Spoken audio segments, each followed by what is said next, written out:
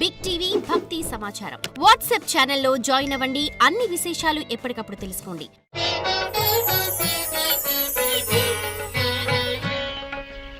జై వీరబ్రహ్మ జై గోవిందమంబ జై. నేను బి కృష్ణమాచార్య, శ్రీ బ్రహ్మపదం. ప్రపంచంలో ఎక్కడ ఏ వింత జరిగినా, ఏ విచిత్రం సంభవించినా, ఏ ప్రళయం వచ్చినా బ్రహ్మంగారు కాలజ్ఞానంలో చెప్పారు, ఇలా జరుగుతోందని అంటూ ఉంటాం, వింటూ ఉంటాం. జగద్గురు వీరబ్రహ్మేంద్ర స్వాముల వారు ఎప్పుడో 400 సంవత్సరాల క్రితం సాంద్ర సింధువేదమైనటువంటి కాలజ్ఞానాన్ని చెబితే ఈనాడు ఆ అక్షరాలన్నీ కూడా సత్యమైనట్టుగా మన దైనందిన జీవితంలో ఎన్నో వింతలు, విశేషాలు, విశ్వప్రలయాల్ని మనం చూస్తూ ఉంటాం. అటువంటి సందర్భంలో గురుదేవులు చెప్పినటువంటి కాలజ్ఞాన తత్వాల్లో కొన్ని విషయాల గురించి మనం తెలుసుకుంటూ ఉన్నాం. ఈరోజు కూడా వర్ధమాన ప్రపంచంలో జరుగుతున్నవి, గతంలో జరిగిపోయినవి, సమీపమైన భవిష్యత్తులో కూడా జరగడానికి ఆస్కారం ఉన్నటువంటి కొన్ని సందర్భాల గురించి మనం తెలుసుకుందాం.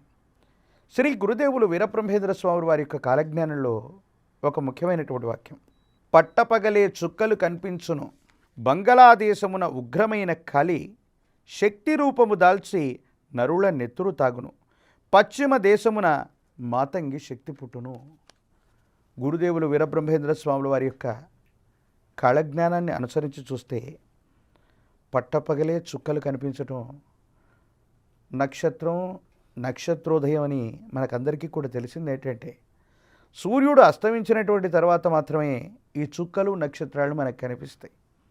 కానీ పట్టపగలే చుక్కలు కనిపిస్తాయని గురుదేవులు చెప్పినట్టుగా ఈనాడు ప్రపంచంలో కొన్ని దేశాలు మరికొన్ని దేశాల మీద అణు విస్ఫోటన, అణుబాంబులు లేక కొన్ని రకాలైనటువంటి పరిస్థితుల వల్ల చుక్కలను పోలినటువంటి విస్ఫోటన పదార్థాలు కాంతి రూపంలో పట్టపగలే చుక్కల్లాగా కనిపిస్తున్నటువంటి పరిస్థితి.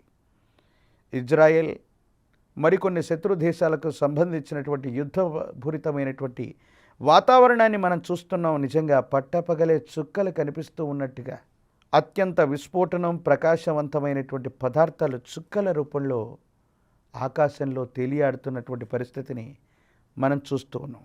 అలాగే సూర్యుడు అస్తమించక ముందే, నక్షత్రోదయం కాకమునిపే సాయంకాలం 4 నుండి 5 నుండి కూడా భారతదేశంతో సహా కొన్ని ప్రాంతాల్లో నక్షత్రాలు, చంద్రుడు కూడా కనిపిస్తున్నటువంటి ప్రకృతి విరుద్ధమైనటువంటి స్థితిగతుల్ని మనం చూస్తూ ఉన్నాం.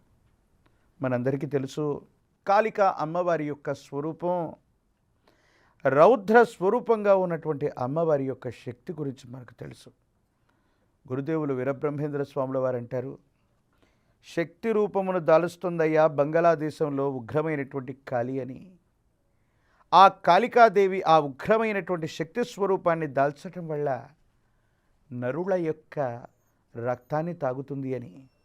దీన్ని వర్ధమాన ప్రపంచంలో మనం చూస్తే ఈ మధ్యకాలంలో గడిచిన 1-2 నెలలుగా విపరీతమైన నరభేదం జరుగుతోంది. అక్కడ విపరీతమైనటువంటి రక్తాన్ని మనం చూస్తున్నాం, రుధిరాన్ని చూస్తున్నాం, రక్త ప్రవాహాన్ని చూస్తున్నాం. మనుషులందరినీ కూడా, పరమతాలందరినీ కూడా వాళ్ళ మతంలోకి రాని కారణంగానో, మత విద్వేషవంతమైనటువంటి చర్యల కారణంగానో బంగ్లాదేశంలో, ఈ వర్ధమాన ప్రపంచంలో ఇదే 2024వ సంవత్సరంలో నెత్తుటి మడుగుల్ని మనం చూస్తున్నాం. కాళికా స్వరూపం ఉగ్రమైనటువంటి స్వరూపంగా మారిందేమో. అక్కడ మనం అనుకుంటాం, కలకత్తా బెంగాలీ దేశంలో ఉన్నటువంటి కాళికా అమ్మవారి గురించి ప్రశస్తవంతమైనటువంటి పరిస్థితులను మనం చూస్తాం. దానికి పక్కనే ఉన్నటువంటి బంగ్లాదేశానికి అమ్మవారి యొక్క శక్తి స్వరూపం తరలి వెళ్ళిందేమో. ఆమె తేజో రూపం చేత విలయ తాండవం చేస్తుందేమో. అందుకే ఈ నెత్తుటి నరమేధం జరుగుతుందేమో. కలకత్తా కాళికాస్త బంగ్లాదేశానికి వెళ్ళి ఈ నరమేధం జరుగుతోందని గురుదేవులు వీరబ్రహ్మేంద్ర స్వాముల వారు కార్యజ్ఞానంలో ఎప్పుడో చెప్పినటువంటి మాట ఇది వాస్తవమైందిగా, నిజమైందిగా మనం భావన చేయొచ్చు. అలాగే గురుదేవులు చెప్పినటువంటి గొప్ప మాట, కాలజ్ఞానంలో ఇప్పటి వరకు మరోసారి సత్యమైనటువంటిది. పంజాబు దేశమున వేలాది జనులు మతము వల్ల కొట్టుకు చచ్చేరయ్యా, హైదరాబాదు నందు తురకలిందువులు ఒకరినొకరు నరుకొని చత్తేరయ్యా. ఆపరేషన్ బ్లూ స్టార్ 1980 దశకానికి అటు ఇటుగా సిక్కుల యొక్క మత మందిరం, మత దేవాలయమైనటువంటి స్వర్ణ దేవాలయం మీద ఆనాటి ప్రధానమంత్రి శ్రీమతి ఇందిర ఆపరేషన్ బ్లూ స్టార్ పేరుతో కొన్ని మతోన్మాద శక్తులు లేదా ఉగ్రవాదులందరూ కూడా స్వర్ణ దేవాలయంలో దాక్కున్నారన్నటువంటి సమాచారం మేరకు ఆపరేషన్ బ్లూ స్టార్ చేశారు. ఆ సందర్భంలో పంజాబు దేశమున వేలాది జనులు, కొంతమంది ఉగ్రవాదులు అవ్వచ్చు, సిక్కులు అవ్వచ్చు, లేదా అక్కడ ఉన్నటువంటి ప్రజలు అవ్వచ్చు, ఒకరిని ఒకరు నరుక్కొని చచ్చినటువంటి సందర్భం. పైగా ఆపరేషన్ బ్లూ స్టార్ వల్ల వేలాది మంది చనిపోయారన్నటువంటి బహిరంగ రహస్యాలు మనందరికీ కూడా తెలుసు. అలాగే ఈ ఉభయ తెలుగు రాష్ట్రాల్లో తెలంగాణ ప్రస్తుత రాజధాని అయినటువంటి ఈ భాగ్యనగరం హైదరాబాదులో కూడా మతోన్మాద కల్లోలాలు జరుగుతాయని గురుదేవుల యొక్క కాలజ్ఞానం. అన్నదమ్ములుగా కలిసి ఉన్నటువంటి మనమందరం ఏ కులము, వర్గము, వైషమ్యం లేకుండా ప్రశాంతంగా జీవిస్తున్న భాగ్యనగరంలో 1990 దశకంలో అనుకుంటాను కొన్ని మతోన్మాద కల్లోలాలు జరిగాయి. హిందువుల మధ్య, మహమ్మదీయుల మధ్య వైరాలు చూసాం. శ్రీ గురుదేవుల యొక్క కాలజ్ఞానం, సాందర సింధువేదం ప్రామాణికంగా మళ్ళీ చెబుతున్నది ఏంటంటే పంజాబ్ దేశంలో మళ్ళీ ఇలాంటి నరమేధం ఏదో జరగబోతుంది. అలాగే భాగ్యనగరమైనటువంటి హైదరాబాదులో కూడా మతోన్మాదం వల్ల జనులు ఒకరినొకరు కొట్టుకొని చచ్చేటువంటి పరిస్థితులు ఉన్నాయి. ప్రశాంతకరమైనటువంటి జీవితంలో భారతదేశంలో కాదు, ప్రపంచ దేశాల్లో పేరున్నటువంటి ఈ హైదరాబాదు నగరం కొన్ని మతోన్మాద చర్యలకు లోబడబోతుంది. యుద్ధపూరితమైనటువంటి వాతావరణాన్ని మనం చూడబోతున్నాం. హైదరాబాదులో మతాల వల్ల నరమేధం జరగబోతుందేమో. దీని కారణంగా కేంద్రానికి సంబంధించినటువంటి బలగాలు అవ్వచ్చు, హైదరాబాద్ నగరం అవ్వచ్చు, సమీపమైనటువంటి భవిష్యత్తులో కేంద్రం యొక్క అధీనంలోకి వెళ్ళిపోయినా ఆశ్చర్యం లేదు. అటువంటి నరమేధం జరగడానికి ఆస్కారం ఉన్నటువంటిది శ్రీ గురుదేవుల యొక్క కాలజ్ఞానం చెబుతుంది. నిజంగా మనందరం కూడా శాంతితో, పరమత సహనంతో, అన్నదమ్ముళ్ళలాగా అన్ని కులాలు, మతాలు కలిసిపోయి మనం జీవిస్తూ ఉన్నాం. కానీ ఈ కలిమాయ పురుషుడి యొక్క ప్రభావము సమీపమైనటువంటి భవిష్యత్తులో ఇలాంటి సంఘటనలు జరగబోతున్నాయని గురుదేవులు వీరబ్రహ్మేంద్ర స్వాముల వారు కాలజ్ఞానంలో చెప్పినట్టుగానే కొన్ని సంఘటనలు జరుగుతున్నాయి. ఎందుకంటే మహోన్నతంగా మనం దేవతా స్వరూపాల్ని మనం పూజిస్తూ ఉంటాం. ప్రతి ఊరికి ఒక గ్రామదేవత అమ్మవారి స్వరూపం ఉంటుంది. కొన్ని గ్రామాలన్నిటికీ ఒకే అమ్మవారు ఉంటుంది.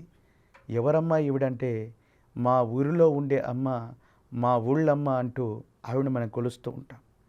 అటువంటి ఈ హైదరాబాదు నగరంలో ముత్యాలమ్మ అమ్మవారి యొక్క ఆలయ ప్రాంగణంకు వెళ్ళి అమ్మవారి యొక్క మూల విరాట్ని లేదా ఆలయాన్ని కూడా ధ్వంసం చేస్తున్నటువంటి ముష్కరుల మీదకి వెళ్ళి శాంతియుతంగా ధర్నా చేస్తున్నటువంటి పరిస్థితిని చూస్తూ ఉంటే సనాతనమైనటువంటి ధర్మాన్ని కోసం మన ఆలయాలని, మనకు సంబంధించిన సనాతన ధర్మాన్ని రోడ్డు మీదకి వెళ్ళి మనం పరిరక్షణ చేసుకోవాల్సిన పరిస్థితులు వచ్చాయి.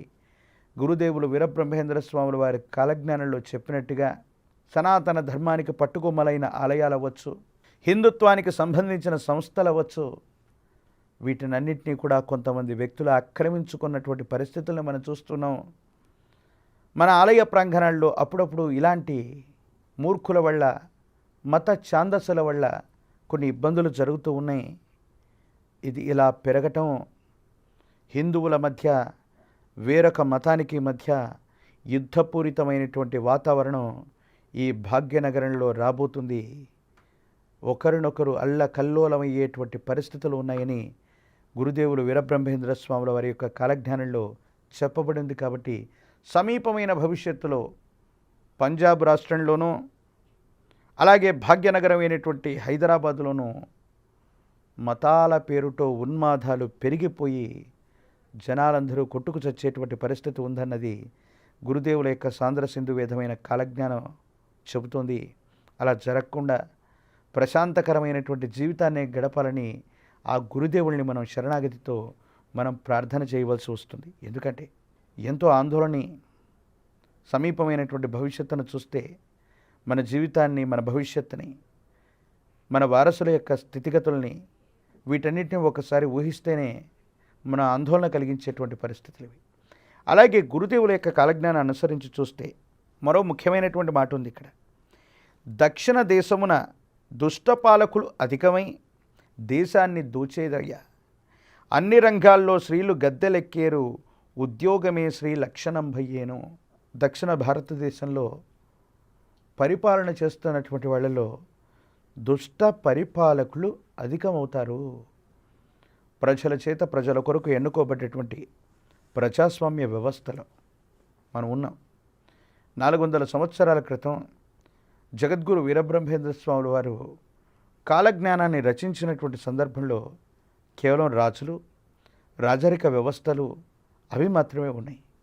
కానీ గురుదేవులు స్వతంత్ర భారతావని గురించి, ఇతర దేశానికి సంబంధించిన వ్యక్తుల భారతావని పరిపాలన గురించి, మహాత్మా గాంధీ గారి యొక్క వృత్తాంతం గురించి కూడా చెప్పి ఉన్నారు. 1947 తర్వాత స్వతంత్ర భారతావనిలో ప్రజల చేత ప్రజల కొరకు ఎన్నుకోబడ్డటువంటి ప్రజాస్వామ్య వ్యవస్థలో మనల్ని పరిపాలించేటువంటి ప్రభువులు వచ్చారు. రాజులు, రాజరిక వ్యవస్థలు, సంస్థానాలన్నీ కూడా అంతరించిపోయినటువంటి పరిస్థితి. కానీ దక్షిణ భారతదేశంలో మనల్ని పరిపాలన చేసే ప్రభువులు, మంత్రులు, ముఖ్యమంత్రులు, రాష్ట్రానికి అధినేతలందరూ కూడా దుష్టులవుతారు.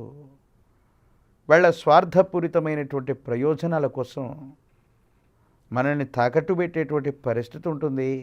ప్రజలే ప్రభువులు, యథా రాజా తథా ప్రజ అన్నట్టు పరిపాలన చేసే రాజు దుష్టుడైతే పరిపాలించే ప్రజలు కూడా ఆ దుష్టమైనటువంటి బుద్ధిని అవలంబన చేసుకునేటువంటి పరిస్థితిని గురించి కూడా మనం చూస్తూ ఉంటాం.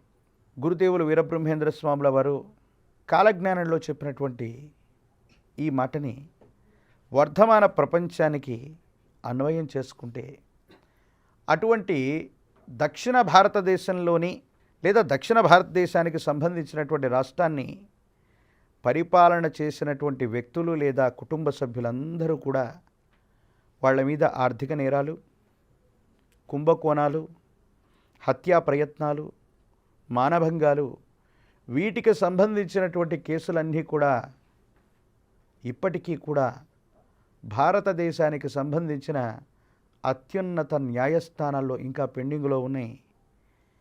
ఇంకా కూడా సమీప భవిష్యత్తులో దక్షిణ భారతదేశాన్ని పరిపాలన చేసే ముఖ్యమంత్రుల మీద అవినీతి ఆరోపణలు అవ్వచ్చు, వాళ్ళు చేసేటువంటి దగాకోరు తత్వం అవ్వచ్చు అధికమైపోతుంది. ప్రజా సంపదను వీళ్ళందరూ కూడా దోచేస్తారని గురుదేవులు వీరబ్రహ్మేంద్ర స్వాముల వారి యొక్క కాలజ్ఞాన తత్వ సారాంశం.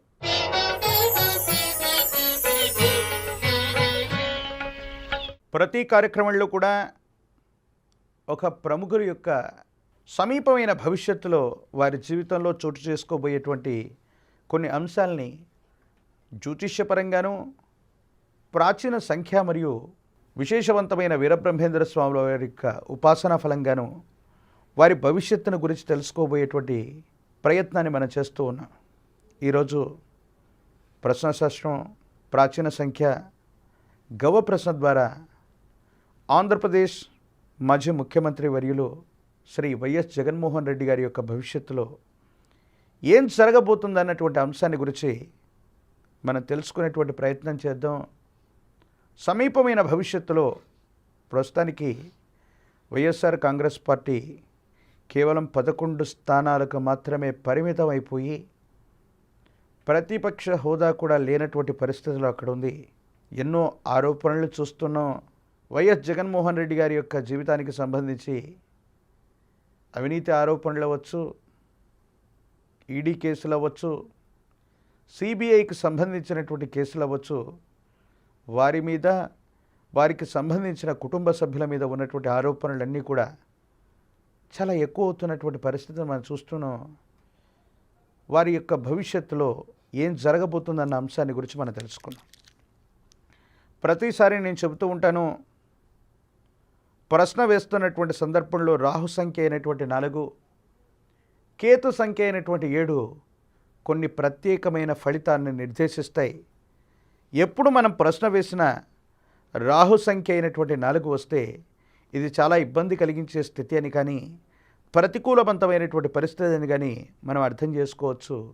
కేతు సంఖ్య అయినటువంటి 7 కొన్ని ఇబ్బందులు, పరిస్థితుల వల్ల కొన్ని ప్రత్యేకమైనటువంటి ఫలితాలను నిర్దేశిస్తుంది.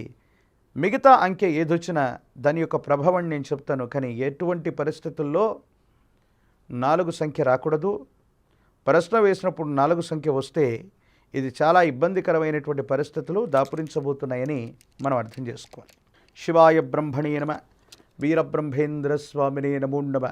ఓం హ్రీం క్లీం శ్రీం శివాయ బ్రహ్మణే నమ, వీరబ్రహ్మేంద్ర స్వామినే నమో నమ.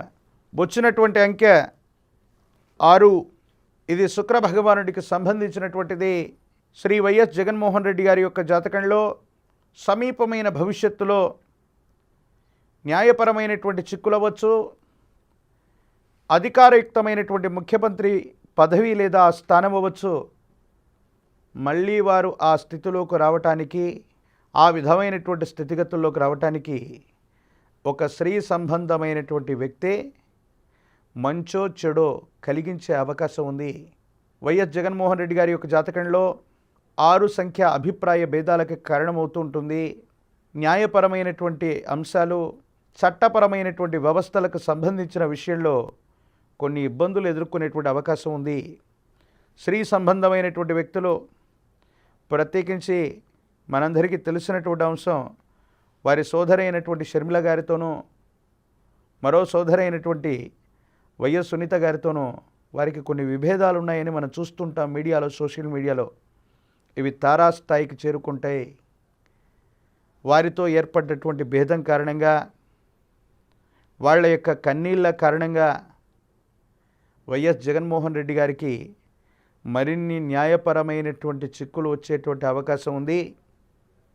సమీపమైన భవిష్యత్తులో వారు కొన్ని ఇబ్బందులు పడేటువంటి పరిస్థితులు, న్యాయపరమైనటువంటి చిక్కులు కలిగించుకునేటువంటి స్థితిగతులు వారి జీవితంలో జరగబోతున్నాయి. ప్రత్యేకించి ఆరుద్ర నక్షత్రం, మిథున రాశి, గోచారవశాత్తు వారి యొక్క జాతకంలో దేవగురు అయినటువంటి బృహస్పతి వృషభంలో వ్యయస్థానంలో ఉన్నటువంటి గురుబలం లేనటువంటి సంఘటనలు మనం చూసాం. ఆ సందర్భంలోనే ఎన్నికలకు వెళ్ళటం, ఆ సందర్భంలోనే ఎన్నికల్లో తీవ్రమైనటువంటి పరాభవాన్ని చూసిన పరిస్థితి నుండి ఈ రకమైనటువంటి న్యాయపరమైనటువంటి చిక్కులు మరిన్ని రాబోతున్నటువంటి సందర్భాన్ని మనం చూడొచ్చు. ప్రత్యేకించి శ్రీమతి వైఎస్ భారతి గారు, శ్రీమతి వైఎస్ విజయమ్మ గారు, షర్మిల గారు, సునీత గారు, వీరందరూ కూడా వైఎస్ జగన్మోహన్ రెడ్డికి సంబంధించినటువంటి కుటుంబ సభ్యులైనప్పటికీ వీళ్లలో కొంతమంది వ్యక్తులు అత్యంత అనుకూలంగాను, కొంతమంది వ్యక్తులు రక్త సంబంధికులైనప్పటికీ కూడా ప్రతికూలంగాను, వారు ప్రవర్తించే తీరును బట్టి, వారు తీసుకునేటువంటి నిర్ణయాలను బట్టి న్యాయపరమైనటువంటి విషయాల్లో మరికొన్ని ఇబ్బందుల్ని పొందబోతున్నారంటాం ఇది వాస్తవం. ప్రత్యేకించి శుక్రుడు ప్రశ్నాశాస్త్రాన్ని అనుసరించి చూస్తే రక్త సంబంధాలకు సంబంధించిన పరిస్థితిని చెప్తుంది. రక్త సంబంధికులైనటువంటి వారి యొక్క చిన్నాన్నగారికి సంబంధించినటువంటి మరణం ఒక మిస్టరీగా మారి ఉంది. అది సాధారణమైనటువంటి మరణం కాదని, హత్యా ప్రయత్నమని పోలీసులు, వ్యవస్థలు ఇప్పటికీ నిర్ధారణ చేస్తూ ఉన్నాయి. దోషులెవరో ఇప్పటికీ తెలియనటువంటి పరిస్థితిని కూడా మనం చూస్తూ ఉన్నాం. ఇటువంటి వాటిలో కూడా వైఎస్ జగన్మోహన్ రెడ్డి గారి సోదరిమైనటువంటి సునీత గారు కొంతమంది వ్యక్తుల మీద, కుటుంబ సభ్యుల మీద కూడా అనుమానాలు వ్యక్తం చేస్తున్నటువంటి పరిస్థితిని మనం చూస్తూ ఉన్నాం. రక్త సంబంధీకులతో ఏర్పడ్డటువంటి విభేదాలు న్యాయపరమైనటువంటి చిక్కులకి శ్రీ వైఎస్ జగన్మోహన్ రెడ్డి గారి యొక్క భవిష్యత్తులో కారణం కాబోతున్నటువంటి అంశాన్ని గురించి మనం తెలుసుకోవచ్చు. మాన్య శ్రీ మాజీ ముఖ్యమంత్రి వర్యులు శ్రీ వైఎస్ జగన్మోహన్ రెడ్డి గారి యొక్క జాతకంలో ఇటువంటి తీక్షణమైనటువంటి ఇబ్బందులు ఉన్నాయి కాబట్టి అతి తాంత్రిక సంబంధమైనటువంటి విధి విధానంలో కాలభైరవ తంత్రాన్ని అవలంబించటం వల్ల ఈ తీవ్రమైనటువంటి ఇబ్బందులు, సమస్యలు, ప్రతిబంధకాల నుండి బయటపడగలిగినటువంటి పరిస్థితులు కనపడుతూ ఉంటాయి. మరో చక్కని విషయంతో వచ్చే కార్యక్రమంలో మళ్ళీ కలుసుకుందాం. అంతవరకు స్వస్తి. జై వీరబ్రహ్మ జై, గోవిందమాంబ జై.